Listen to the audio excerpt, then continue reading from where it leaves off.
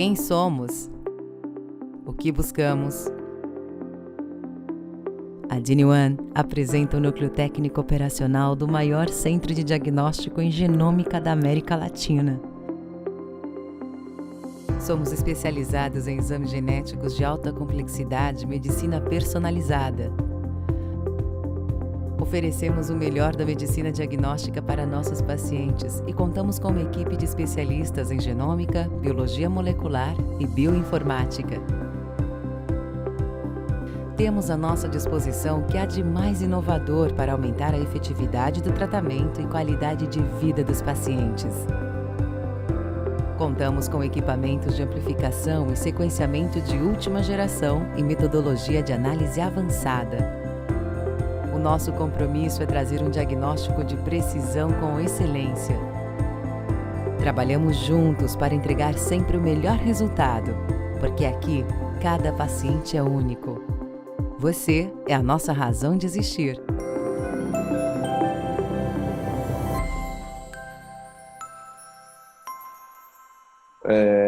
Então o Max vai fazer uma apresentação, né, vai discutir alguns tópicos.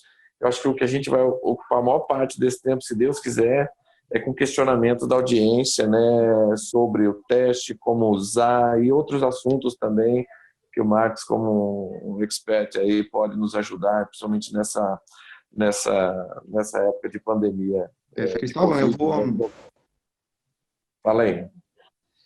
Eu vou dar uma passada aí pelos slides, tentar não entrar muito em questões técnicas aprofundadas, a gente focar na parte com esses exames, né? Depois a gente abre para discussão e pergunta. Aqui é um slide introdutório, só mostrando que nós ficar o câncer de mama. Uma vez você tendo um tumor HER2 positivo, triplo negativo, isso não faz parte dessa apresentação. Esses pacientes automaticamente precisam de quimioterapia, inclusive de terapia anti-HER2. O nosso foco de interesse é esse grupo, que, por sinal, é o maior. Nós, oncologistas, gostamos de chamar esses tumores de o HER2, e eles representam praticamente 2/3 da população de pacientes com câncer de mama inicial. E se trata de um grupo muito heterogêneo. Dentro desse grupo, vamos encontrar pacientes com baixo risco, baixa recorrência, que também vão precisar da quimioterapia, além da quimioterapia endócrina. Portanto, a grande questão é como identificar esses pacientes. Em geral, a gente assume que uma vez a gente é capaz de identificar um grupo com risco extremamente baixo de recorrência, pequeno. Agora a gente vai entrar, então, em como a gente faz isso. Bom, o EndoPredict, para quem não tem familiaridade, é um exame que avalia a expressão de 12 genes e que avalia o risco de recorrência em até 15 anos após o diagnóstico de câncer de mama primário. Os estudos, nós vamos entrar em detalhes depois, eles englobaram uma população bastante rica, com pacientes com linfonodos negativos, positivos, grau 1, grau 3, o estadiamento da doença, com o tamanho do tumor e o status linfonodal, e nos dá um score que... As pessoas estão reclamando que está falhando um pouco o som. Está falhando? Você está no 3G ou você já está na rede? Eu vou tentar o Wi-Fi, então, tá? Tá. Só um segundinho. Melhorou, você acha? Vamos tocar, Max. Aparentemente está ok. Se tiver algum problema, eu te aviso. Então, o exame separa os pacientes em 2 categorias de risco, de alto e de baixo risco. Isso é mais ou menos como ele é feito. Então, os 12 genes do score molecular, que é somado aos parâmetros clínicos, e nos dá essas curvas, né, que identificam pacientes de muito baixo risco de recorrência e outros de mais alto risco. Nesse teste é usado esse ponto de corte de 10%. Né? Claro que, às vezes, a gente na medicina tem um pouco de implicância com ponto de corte, porque pontos de corte mágicos não existem. Né? A gente sabe que, a partir de um certo ponto, um risco de menos de 10%, isso é bastante aceito na oncologia para câncer de mama, 10% como ponto de corte. Porque quando o risco é menor que isso, é muito difícil que intervenções como quimioterapia vão fazer alguma diferença para o paciente. Esse é o score, claro que eu não quero chatear as pessoas com matemática, né? E esse score, naturalmente, ele vem pronto. Quando se pede o exame, ele já vem calculado. E no score final, que integra o score molecular com os dados clínicos, é aplicado essa fórmula, né? Já vem um score que resulta no score final. Portanto, integração de dados moleculares e dados clínicos. Bom, agora a gente vai entrar um pouco no processo de validação do EndoPredict, que é um processo bastante robusto. Ele incluiu estudos muito importantes feitos ao longo de décadas. Inicialmente, 2 estudos do grupo ABCSG, que na época eram estudos extremamente importantes. Hoje as questões que eles investigaram já não são mais tão relevantes, mas na época eram extremamente relevantes. Em todo caso, são grandes estudos controlados. E aqui o que vale salientar é que nesses 4 grandes estudos de validação, houve uma concordância excelente, então uma consistência nos resultados. Quando os pacientes são identificados como baixo risco, isso aconteceu em todos os estudos, não houve nenhuma discrepância. Então, baixo risco significa 5% no máximo, 5% para menos de risco de recorrência na forma de doença metastática. Eu gosto muito desse slide porque aqui nós estamos olhando somente os pacientes que receberam hormonioterapia. Os 2 estudos do ABCSG, o 6 e o 8, e a coorte sem quimioterapia do estudo ATTACK. E vejam que, olhando os Kaplan-Meiers dessas análises, é muito consistente. O exame claramente separa um grupo de baixo risco, que tem menos de 5% de recorrência, de um grupo de maior risco. Nesses estudos, e veja que aqui nós estamos misturando tudo, esses estudos tinham pacientes também com linfonodos comprometidos, e mesmo assim, mais de 50% dos casos, em média em 60%, se identifica os casos de baixo risco, ou seja, pacientes que não têm necessidade de receber quimioterapia complementar.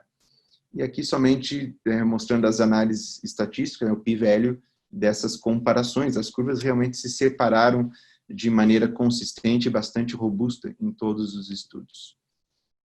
Bom, agora dissecando um pouquinho melhor, separando, fazendo análises separadas do grupo com linfonodos negativos, e aqui é isso que nós estamos vendo, veja que os resultados são consistentes, o exame identifica um grupo de baixíssimo risco e outro de risco um pouco maior.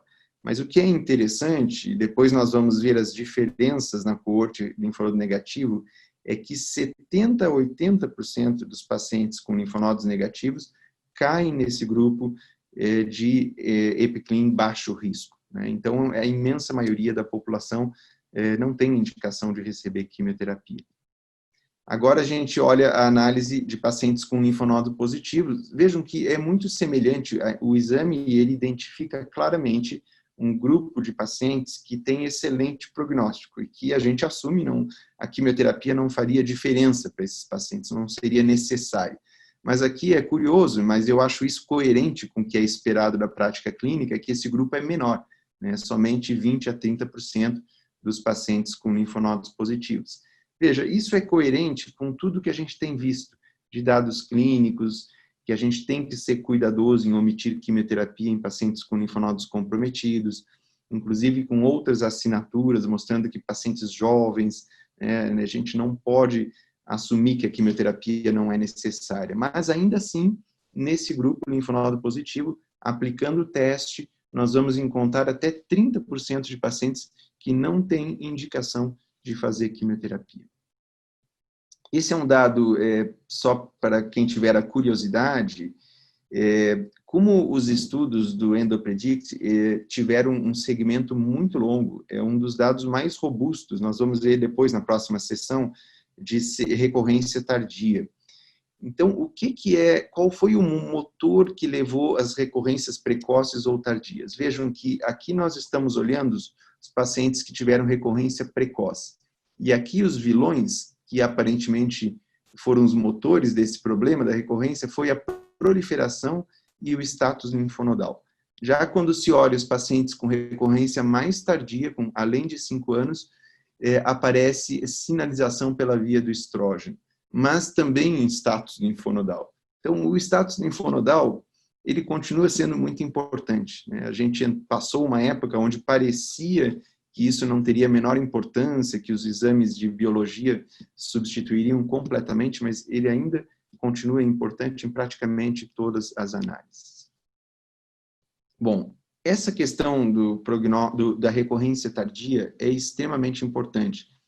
Qualquer um que tem uma clínica grande de câncer de mama já percebeu que talvez mais da metade dos casos de recorrência já estão ocorrendo além do período de 5 anos.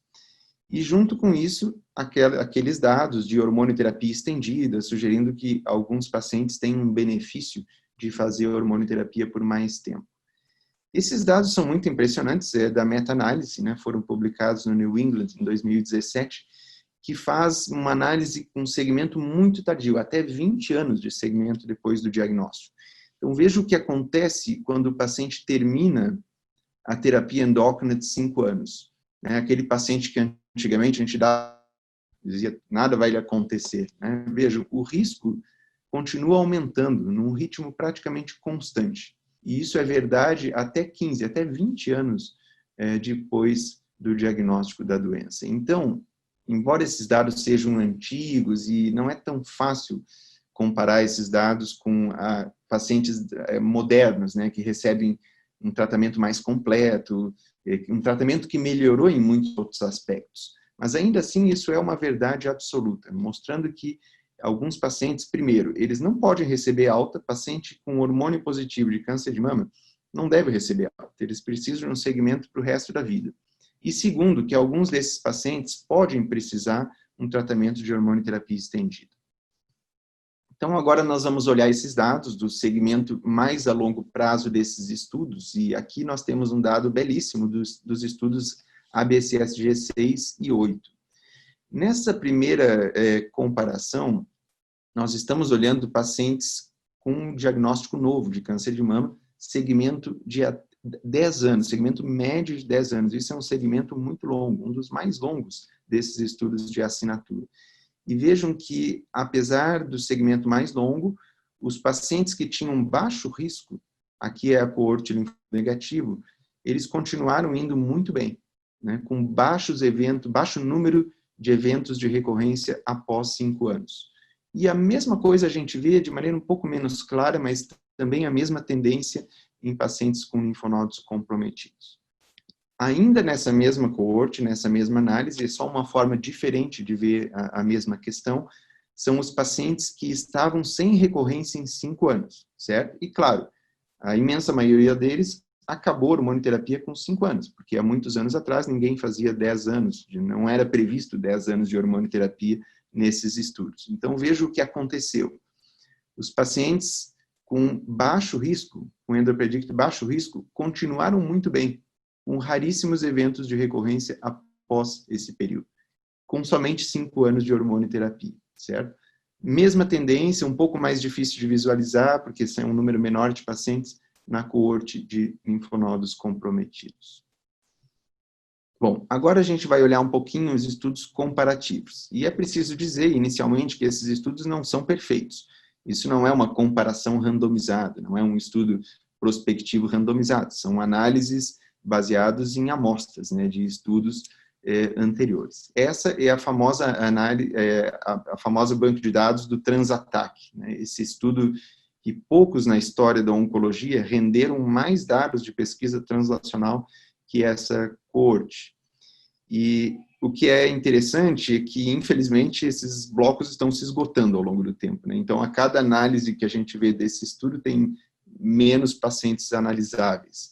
Mas ainda foi possível fazer essa, né, comparando algumas assinaturas em relação ao poder prognóstico delas, tanto com recorrência precoce quanto tardia. Mas a que mais me interessa é essa, é a tardia, né, porque é a mais real, né, isso é o que tem acontecido mais com os pacientes na prática clínica. E aqui o EndoPredict foi muito poderoso, tanto em pacientes com linfonodos negativos como linfonodos positivos. Esse é um score que tenta avaliar o poder, a capacidade de prever recorrência à distância dos vários testes usados nesse exame, e vejam que o EpiClean se saiu muito bem em relação aos seus pares. Bom, em relação à predição do benefício da quimioterapia, nós oncologistas gostamos de predição de benefício, e aqui E existem alguns dados que eu vou mostrar do EndoPredict, mas não existe ainda um estudo prospectivo. Isso está em andamento, esses dados vão existir em breve. Então, aqui o que pode ser feito é um estudo, uma comparação através de pacientes de estudos diferentes. Os estudos ABCSG 6 e 8, que nós já vimos anteriormente, e do estudo GEICAM, nos quais os pacientes receberam quimioterapia. Essa é a diferença. No estudo GEICAM, receberam quimioterapia. Nos estudos ABSG, não tinham quimioterapia. Então, através de uma análise estatística um pouco complexa, é possível como que fundir os dados desses dois estudos e construir curvas desse tipo, que mostram que o benefício da quimioterapia é dependente do score. Quanto mais alto o score do EpiClean, as curvas se separam em relação ao tamanho do benefício da quimioterapia. E aqui, inclusive, dá para fazer fatias, né, de pacientes em relação a ter uma ideia do tamanho do benefício. Isso aparece no laudo, depois nós vamos ver um exemplo. Então, isso é muito semelhante com curvas que nós já vimos também de outras assinaturas moleculares. Portanto, o exame EndoPredict oferece 3 tipos de informação. Uma delas é o risco de recorrência à distância, do ano 0 ao ano 10, então um tempo de segmento bastante longo. Tem esse dado também do benefício da quimioterapia, que vem estimado inclusive no laudo, e esse dado muito interessante, né, do risco tardio, aquele paciente que fez 5 anos de hormonioterapia, então como ele se comporta do 5º ao 15º ano, né, nós vimos que muito bem quando o score EndoPredict é baixo. Esse é um exemplo de laudo. Então, nesse caso, o score veio dentro da fatia alto risco, né? Com uma probabilidade de recorrência à distância em 10 anos de 33%, portanto, muito alta para padrões de câncer de mama, e estima um benefício absoluto da quimioterapia de 16%. E também tardio, né? O risco tardio desse paciente, que também é alto. Então, é um paciente que talvez você consideraria, inclusive depois da quimioterapia, para uma hormonioterapia estendida. Isso é na forma de gráfico, né, mostrando onde seu paciente se enquadra, né? Então, ele está lá na fatia alta, né, do score, né, mostrando que o risco é considerável. Aqui é o benefício da quimioterapia, também na forma gráfica, 16%. E aqui o risco de recorrência tardia, né, após completar eventuais 5 anos de hormonioterapia. Esse é um estudo, e eu acho que vale a pena mostrar, porque várias assinaturas usam bastante esses dados, é aquele tipo de estudo que você pergunta para o médico se ele faria ou não quimioterapia no paciente antes de ter o resultado da assinatura, né? E isso eles fizeram no Charité de Berlim, dando só os dados clínico-patológicos, e vejam que em 64% dos pacientes, os médicos na Alemanha optariam por acrescentar quimioterapia. E isso é o resultado pós-teste, foi aplicado o EndoPredict e vejam que caiu bastante, né, mais em 37% o uso de quimioterapia. E curiosamente isso é absolutamente compatível com os resultados do EpiClean, ou seja, os médicos acreditaram muito quando receberam o resultado de EpiClean e mudaram de ideia, na maioria dos casos, não prescrevendo quimioterapia adjuvante.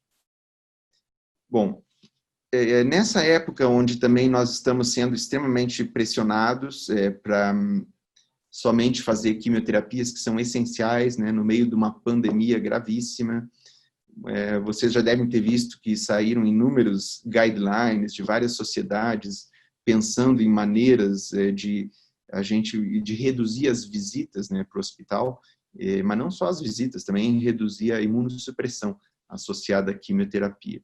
Inclusive, eu vi ressurgir um assunto que eu adoro pessoalmente, a gente já fez algumas pesquisas e eu já dei algumas aulas sobre isso, mas esse assunto morreu.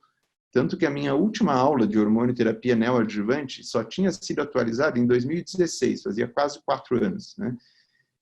Então, esse assunto ressurgiu com força agora, né? A gente pode usar essas assinaturas para nos ajudar a decidir se um paciente pode receber, por exemplo, hormonioterapia adjuvante, quimioterapia adjuvante, Eu faço, isso faz parte da minha rotina, mesmo se eu não tiver acesso aos testes, uma paciente menopausada com tumor hormônio positivo, lobular, localmente avançado, é comum eu oferecer hormonioterapia neoadjuvante.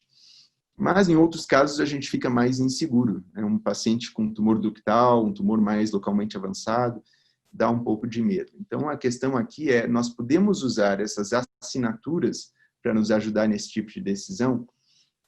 E para o EndoPredict tem um dado muito bonito que foi apresentado oralmente em San Antônio há 2 anos atrás, que vem de um estudo feito pelo grupo ABCSG, que investigava uma questão de uma vacina. Mas basicamente nesse estudo, os pacientes de alto risco clínico recebiam quimio neoadjuvante, baixo risco clínico hormônio. E eles aplicaram o Epiclin nesses pacientes, para ver se ele era preditivo. E vejo que o resultado é muito interessante, né? Os pacientes que receberam químio, quando eles tinham um score baixo de EndoPredict, eles não respondem à quimioterapia, teve 0 de resposta patológica completa ou quase completa, né? Em compensação, se o Epiclin era alto risco, eles atingiram uma taxa de resposta patológica completa maior que o esperado. E a mesma coisa foi vista na coorte hormônio neoadjuvante. O resultado, aqui é o contrário, o Epiclin baixo risco é altamente preditivo de excelente resposta à hormonioterapia neoadjuvante. E então, que seria, em princípio, a escolha ideal. A empresa também tem outros dados, esse como preditivo de resposta à quimioterapia. Inclusive, é um estudo que comparou o relapse score com o Epiclin, com o EndoPredict, no caso, e ambos foram bastante preditivos, né? Quando os scores são altos, né, que identificam tumores mais agressivos, são os pacientes que melhor respondem à quimioterapia neoadjuvante. E, inclusive, numa comparação, uma das análises foi comparativa entre os dois, o EndoPredict reteve mais significância estatística em relação ao relapse score em termos de predição, né, de resposta à quimioterapia, no caso desse artigo. Portanto, já finalizando, e para abrir também as perguntas e dúvidas das pessoas, o exame ele tem o suporte de várias sociedades médicas, né, em várias situações. A gente viu que ele pode ser usado tanto para pacientes com linfonodos negativos, onde nós vamos identificar uma enorme população de pacientes sem indicação de quimioterapia, mas também em pacientes, idealmente, com 1 a 3 linfonodos, né, pós-menopausa, que tem ali até 30% desses que também não precisam receber quimioterapia. Então, o exame tem o suporte, ele é um excelente nível de validação, reconhecido por praticamente todas as sociedades e consensos. Era isso, Cristóvão, da minha parte, com a apresentação. Ok. Para discussão, né? Obrigado, a gente poder abrir para discussão. Vamos ver se tem alguma aqui no Question and Answer. Vamos ver o que tem. Acho que tem que sair da sua... Deixa eu ver aqui. Aqui tem uma pergunta do Felipe Andrade. Max, parabéns pela aula. Como você enxerga a participação do mastologista na solicitação das assinaturas? É uma ótima pergunta, né? Eu acho que a gente faz seguido, nós temos uma prática bastante multidisciplinar aqui no Hospital Sírio-Libanês, e em geral, Cristóvão e Felipe, a gente discute os casos desde o início, sabe? É difícil, assim, o caso que um paciente, eu já mandei o paciente para o mastologista, já fiz a quimio neoadjuvante, chega só na hora de operar. Eu praticamente nunca faço isso. Em geral, eu peço para ele passar uma consulta, ser examinado, e que o mastologista contribua, né? E a gente tem vários casos, inclusive, que o mastologista, a análise do mastologista, do radiologista, me salvou de indicar um tratamento que não seria tão apropriado, sabe? Pacientes com uma doença enorme, localmente avançada, mas que era quase tudo carcinoma in situ, sabe? Então, a gente tem essa prática. Então, eu acho que o mastologista, ele pode, sim, ir adiantando e solicitando o resultado do teste, né? Idealmente, depois da gente discutir o caso multidisciplinarmente, né? E se, bom, a conclusão for essa, esse caso é um caso bom para a gente fazer um exame e ver né, se ele vai responder melhor a hormônio ou quimio neoadjuvante, o ideal é que o mastologista já peça mesmo, né? Então, a gente discute de maneira formal ou mesmo informal e manda ver. Acho que isso aí, o mastologista é parte integral disso. Isso é muito importante, essa integração entre o mastologista e o oncologista, né? Porque assim, não é o cara operou, não é mandou o paciente para o oncologista e esqueceu, né? Então, tem muita gente que ainda tem um vínculo muito forte com o seu mastologista, né? E ele também pode ser a pessoa que vai seguir essa paciente junto com o oncologista durante o tempo. Então, a tomada de decisão conjunta, eu acho que é muito importante, né? E isso, o mastologista talvez pedir o exame seria uma coisa muito interessante, porque a gente pode estar até adiantando, né, ajudando a tomada de decisão para quando esse paciente chegar no oncologista. Sim, a gente sabe que não é todo lugar que o acesso ao oncologista também às vezes é muito rápido, né?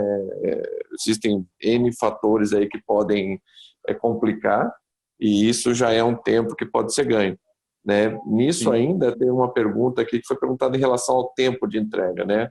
A gente dá um prazo de 3 semanas para a entrega desse laudo, mas na grande maioria das vezes não chega a demorar 2 semanas. Isso é só um tempo de segurança para, se tiver algum problema nesse percalço, talvez eles consigam repetir o teste, uma nova amostra possa ser enviada. Uma outra coisa, Marcos... Esses casos, só complementando ainda essa pergunta, esses casos, os casos operados, em geral, a gente tem bastante tempo, porque o paciente está recuperando da cirurgia e tal, então a gente não tem muita pressa, mas esses casos que o paciente está esperando decisão de terapia neoadjuvante, é meio angustiante para o paciente. Eles ficam nos pressionando, entendeu? Que está sem tratamento e tal. Tem como se pedir, assim, tipo um fast track, assim, de o exame entrar numa prioridade para a gente ter mais rápido, quando é neoadjuvância? Assim, a gente tem esse contato direto, né, com eles. Quando realmente são casos extremamente urgentes, a gente pede e eles adiantam. Tá? O tempo dentro da MIRD é mais ou menos, esse é um teste da MIRD, né, para quem não sabe, a gente tem exclusividade no Brasil, menos no Rio Grande do Sul. O tempo deles lá é algo em torno de 4, 5 dias. Às vezes eles conseguem antecipar um pouco, entendeu? Então, mas existe sim a possibilidade da gente de pedir uma urgência e isso ser adiantado. Uma outra coisa, Max, que a gente, sim, esses dados todos que a gente apresentou na aula, que você falou, são muito baseados em solicitação de exame na peça, né, para tomada de decisão sobre, principalmente, a quimioterapia adjuvante, né, fazer ou não adjuvância no paciente. Mas você mesmo mostrou aí um trabalho que o pessoal levou em San Antônio, mostrando do papel na avaliação da resposta à neoadjuvância, né? No caso do benefício dos pacientes com tumor luminal, principalmente luminal A, com respostas patológicas bastante interessantes nessa casuística. Então, você quer falar alguma coisa sobre as biópsias, esse material feito em biópsia, ou quer que eu fale? Depois eu vou te pedir para nos dar uma ideia da técnica, né? Inclusive, se a produtividade é a mesma, porque quando a gente pede na peça tem praticamente 0 de falha, né? Eu nunca tive, não me lembro de um só caso que não foi possível fazer, nenhuma das assinaturas. Né? Na biópsia é a mesma coisa? Então, se a gente tem uma biópsia bem representativa, geralmente as biópsias de mama são biópsias muito boas, né? Que é um órgão superficial, é fácil acesso, dificilmente a gente tem uma biópsia com agulha muito ruim, muito fina, ou que tem muito pouco material, que às vezes acontece, tem aqueles tumores extremamente agressivos, necróticos, que não sei se esse aí é um tipo de tumor que às vezes a maioria dos mastologistas ou oncologistas iam querer pedir na biópsia para ver se eu não ia fazer adjuvância, né? Talvez pela decisão de fazer químio ou endócrino, talvez sim. Mas a maioria dos tumores de mama não é esse contexto, a gente geralmente tem material bom, e como é um teste de expressão gênica em PCR, a gente não precisa uma grande quantidade de tecido para realização. Então, assim, a gente não teve problema, né? Só que a gente tem que lembrar que, assim, no começo, talvez teve um pouquinho de falha, é que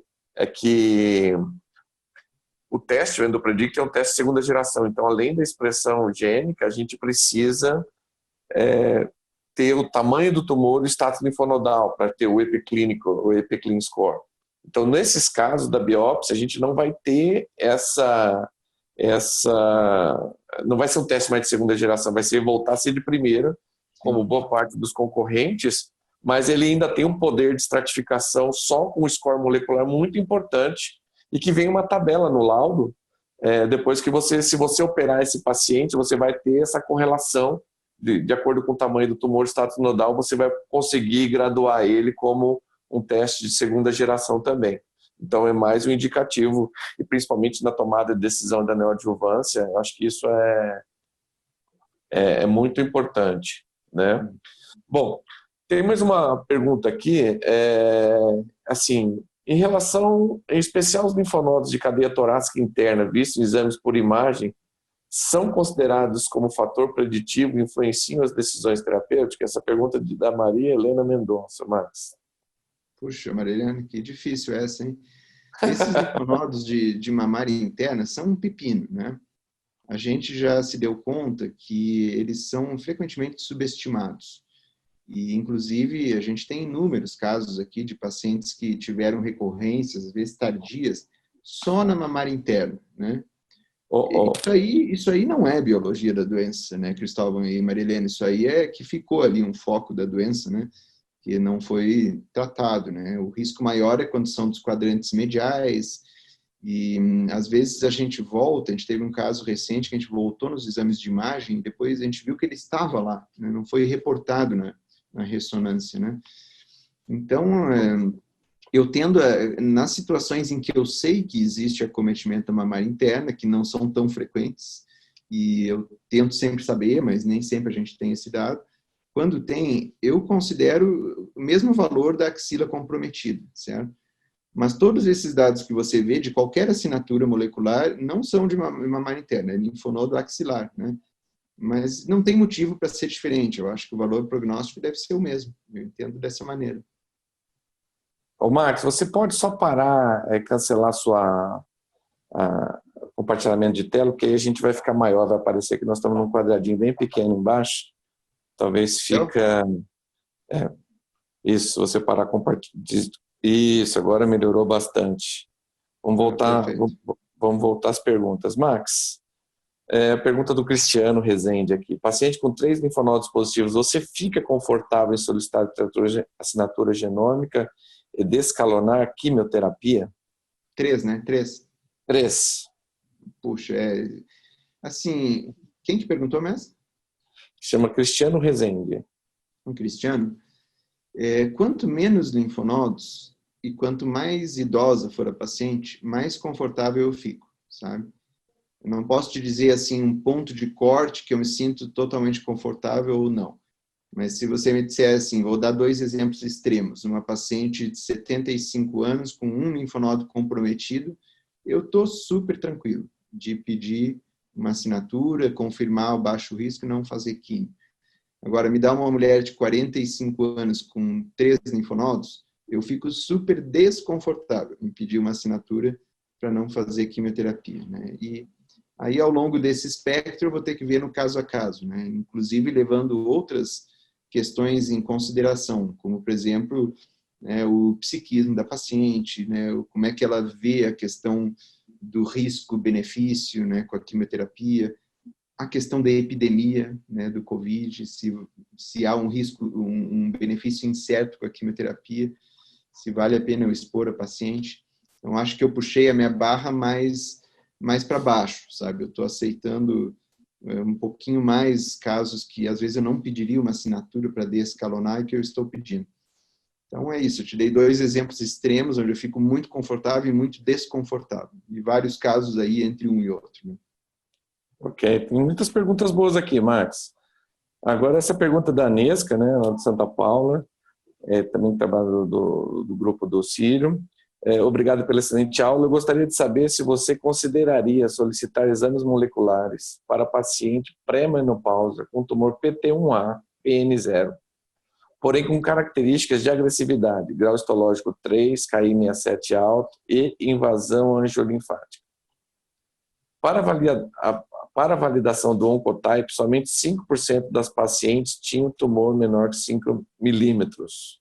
No caso do Endopredict, estão inclusos pacientes com tumores mais precoces, como PT1A? Sim, Anesca, eles têm de tudo nessa base de dados, eu não consigo te dar de cabeça aqui qual é a proporção, mas assim, desse caso que nem você colocou, PT1A-N0, sabe, deve ser uma minoria, né? Então, a minha conduta pessoal, quando eu pego uma mulher muito jovem, pré-menopausada, com tumor PT1A-N0, eu peço assinatura se tiver pelo menos um fator de risco, e você já listou alguns. Invasão angiolinfática peritumoral, grau 3, né? Especialmente o grau histológico, né? Muito importante, né? Uma suspeita lá de uma expressão um pouco mais fraca de estrógeno, né? Aquele caso lá que deu 60%, sabe? Não é um aura de 7, 8. Qualquer fator que me faz meio ficar com uma pulga atrás da orelha é suficiente para eu pedir um exame molecular numa paciente pré-menopausada. Mas se não tiver nenhum fator de risco, eu não peço, pessoalmente. Ok. Agora a gente tem uma pergunta da Andresa Souto. Marcos ou Cristóvão, vocês sabem que porcentagem de pacientes com menos de 40 anos que entraram nos estudos de validação do teste? A gente sabe que essa população de pacientes é subrepresentada em outras assinaturas genéticas e hoje em dia, com mais frequência, recebemos pacientes mais jovens, algumas delas portadoras de mutações genéticas e por isso com tumores mais precoces. Bom, Max, deixa eu só responder uma parte dessa aqui, talvez você possa responder mais. Eu tive esse questionamento também há um tempo atrás e eu recebi um paper, que depois eu posso dividir com vocês aqui. Esse paper é da Breast Cancer Research, de 2014, da validação clínica do Endopredict em pacientes com linfonodos positivos, né, tratados do GEICAM 9906. Quando a gente pega a casuística desses pacientes, estão lá no material em método, tem uma tabelinha, que 54% dessas pacientes eram pacientes pré-menopausadas. Ou seja, metade dos pacientes que foram usados para validação eram pré-menopausados também. Então, por isso que não existe uma orientação formal de restrição a esse teste somente após menopausa. Se você quiser complementar, por favor. Não, acho que é por aí, eu não lembro o número exato, mas é uma minoria, né? Só, o GEICAM 9906, só lembrando, ele está provavelmente enriquecido para mulheres jovens, porque ele é um estudo de quimioterapia, né? Os pacientes receberam quimioterapia. Se a gente pegar os estudos do ABCSG 6 e 8, eram estudos de hormônio. Provavelmente eles estão bem mais enriquecidos para mulheres menopausadas, né? Eu não me lembro o número, mas é uma minoria dos pacientes. Sim. Em todo caso, o valor prognóstico, quando você encontra, ele vale para qualquer idade, sabe? Você vai perguntar, tem um número enorme de pacientes com, sei lá, 35 anos ou menos, deve ter pouquíssimas, né? 40 eu estimo que é pouquíssimas. Os estudos do Oncotype são assim, é uma das grandes críticas, né? Eles sempre dizem que tem pacientes jovens e tal, mas jovens é assim, de 40 a 50, sabe? É pré-menopausa, mas você vai pegar lá menos de 40 anos, é um número extremamente pequeno de pacientes. E isso faz diferença, né? Então, esses estudos, infelizmente, de hormonioterapia exclusiva estão um pouco falta. A gente queria um N maior de pacientes extremamente jovens, que é o que eu chamo extremos de idade, né? É isso aí. Uma outra pergunta da Andresa também, se existe alguma relação de pacientes mutadas em maior porcentagem de score de risco mais alto no Endopredict, como já foi visto em outro estudo. Eu acho que eu nunca vi essa informação, Andresa. Eu posso procurar se existe algum post, alguma coisa que já foi apresentado sobre isso em relação ao Endopredict, mas eu nunca vi nada disso na literatura sobre Endopredict também. E aqui tem uma... Não sei, eu fiz uma busca agora antes dessa apresentação, não encontrei nada disso, mas também não procurei especificamente isso, né? Eu também não procurei, mas vamos procurar para te responder, tá, André? Tem uma pergunta do Dr. Leandro Brust, lá do Sul. Ele agradeceu sua aula, né? E a questão dele é um paciente com 58 anos, um linfonodo positivo, HER2 negativo e um tumor grau 3. Você indica químio ou faz o teste? Bom, essa aí, né, eu falei de dois extremos, lembra antes, né, que eu ficaria extremamente confortável e extremamente desconfortável. Essa paciente está quase no meio lá do meu espectro, sabe? Que ela, 58 anos, eu ainda considero uma paciente jovem, né? Mas se ela, assim, com linfonodo positivo e grau 3, e eu tendo confiança na análise, né, na análise do patologista de ser realmente um grau 3, eu tenderia mais a fazer quimioterapia do que pedir uma assinatura, sabe? Eu acho esse paciente bem jovem, é uma combinação de dois fatores prognósticos poderosos, né? Eu imagino que dentro dos linfonodos positivos, nós já vimos, só identificamos 20 a 30% de pacientes com endopredict de baixo risco. Se você ainda pegar os grau 3, deve ser bem menor que isso, né? Então, acho que fazer o exame para uma chance pequena de encontrar um exame de baixo risco, acho que eu tenderia a fazer quimioterapia nesse paciente, sabe?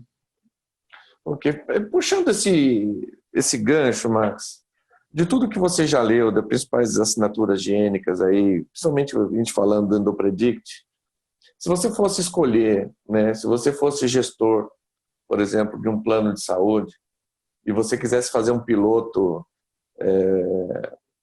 qual a população que você acha que você escolheria para colocar, para fazer esse teste, para tomada de decisão se você ia aprovar para todo mundo ou não a realização de uma assinatura gênica dessa?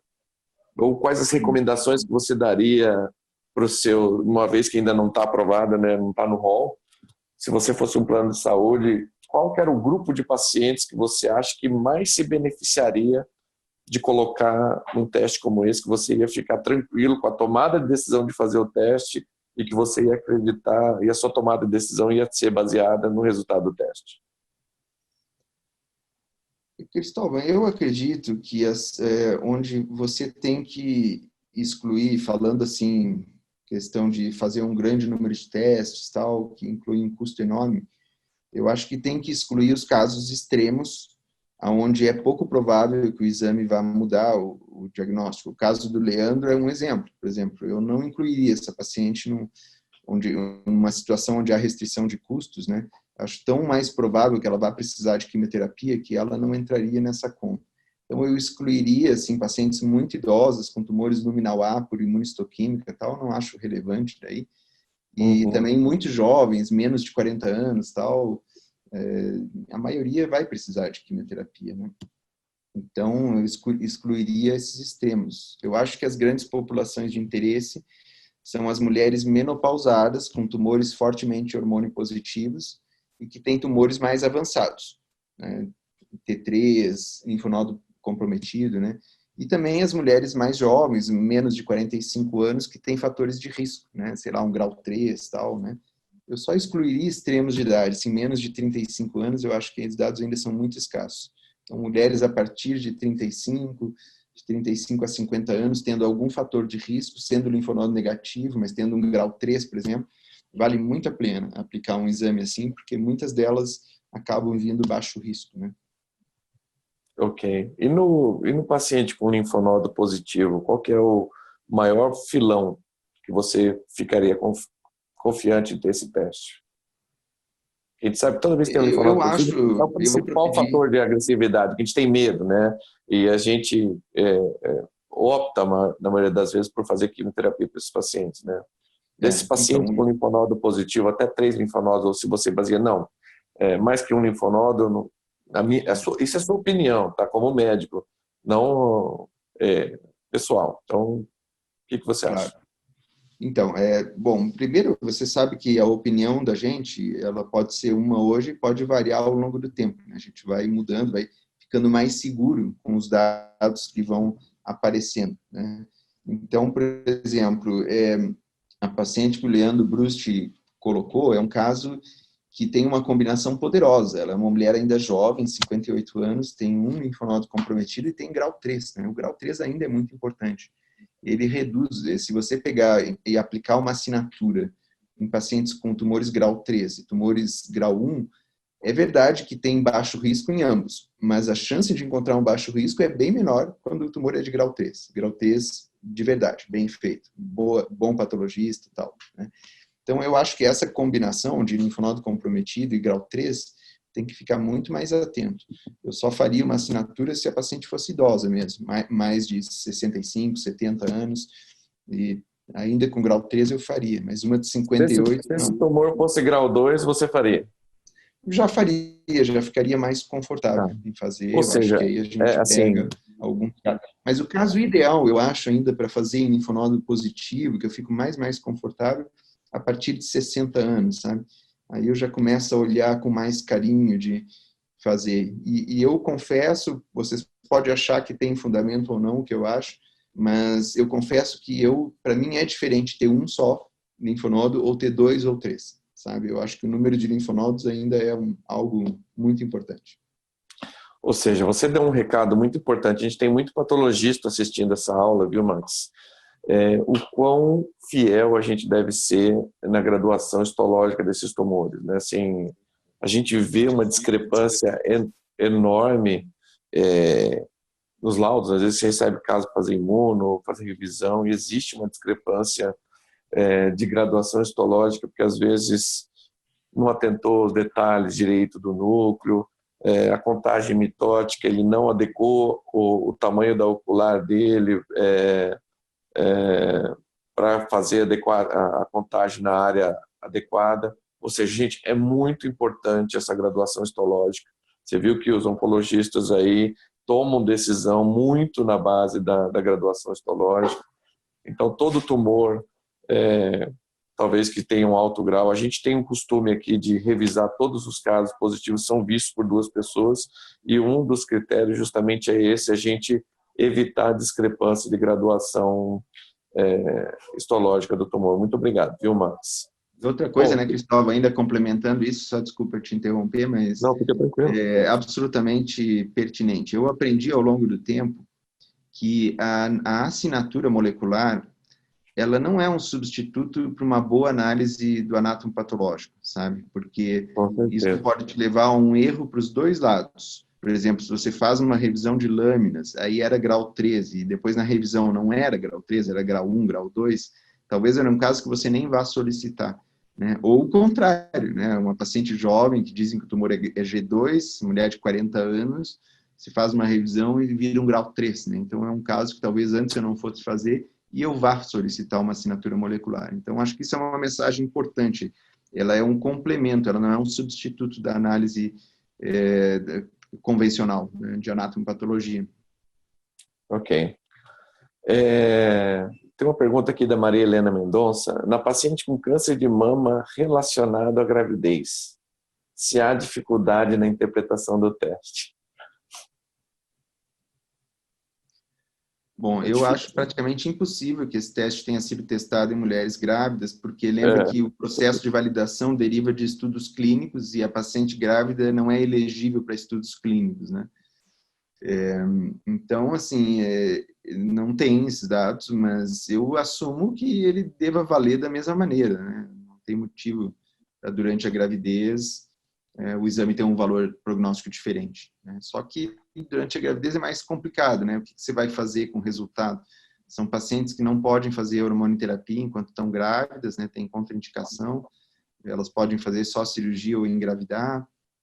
Então é uma situação mais delicada, mas assim, não invalida. Se você tiver um caso muito específico, né, um tumor inicial, que não é comum, geralmente na gravidez eles são avançados, mas se tiver, a paciente operou, quer fazer o exame para ajudar na decisão de químio, eu não vejo problema. Né?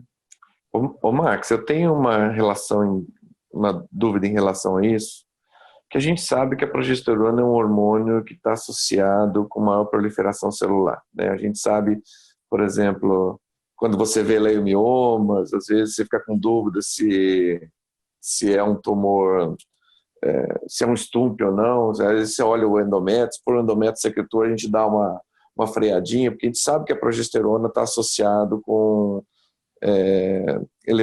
com alteração do ciclo celular, com atividade mitótica, né? Teve até um post em San Antônio esse ano passado, que justamente o cara mostrou que é um trabalho com o Oncotype, mostrando que de acordo com o ciclo menstrual, você tem resultados diferentes. Então isso aqui é um detalhe muito importante para a gente começar a pensar nisso, né? Então o Leandro até colocou aqui uma pergunta sobre, nesse contexto da patologia, qual a sua opinião entre uma imunistoquímica que inicia um elevado índice de KM67 e um anátomo que diz ser grau 1. Assim, esse pode ser um dos motivos, mas não acho que justifica, mas toda vez que você tem uma discrepância, eu acho que vale sempre a pena a gente ter uma avaliação por uma segunda pessoa, porque isso pode acontecer, não é frequente, mas isso é extremamente raro. Então, toda vez que você tem um HER2 em carcinoma mucinoso, um carcinoma tubular com KI alto, KM67 muito alto, você desconfia que pode ter alguma coisa errada, e aí a revisão é seu melhor amigo. Concorda, Max?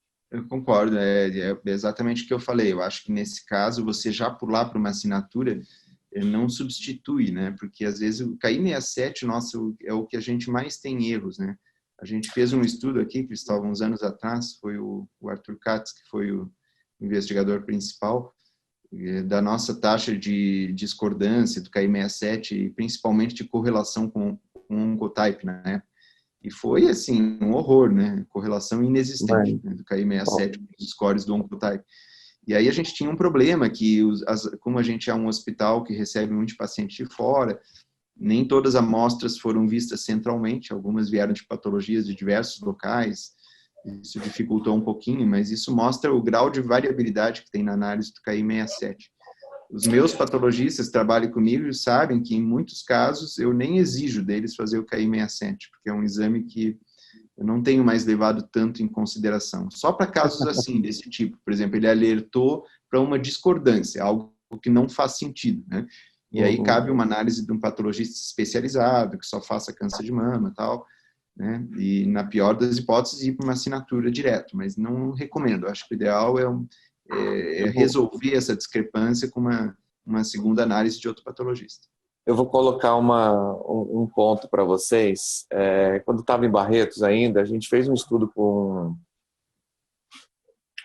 o MD Anderson, eu não lembro se era com o NCI, que a gente colhia o material no centro cirúrgico para banco de tumor, de mama tal, e fazia o painel imunistoquímico, e a gente tinha que fazer o KI67 usando o clone MIB1, que na época a gente rodava na DACO, porque o KI67 que está no clone na máquina da Ventana, que a Ventana vende, era um outro clone.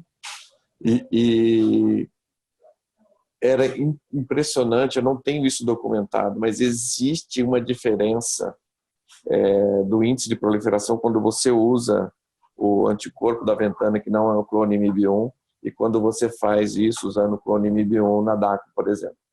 Então a gente tem que tomar, isso era uma outra coisa que a gente tinha sempre esse cuidado de favorecer que sempre o KI67 fosse feito com o clone MIB1, porque é com esse clone que a maioria dos trabalhos mais antigos, que principalmente quando você vê a graduação o trabalho lá do molecular da classificação dos cânceres de mama foi usado.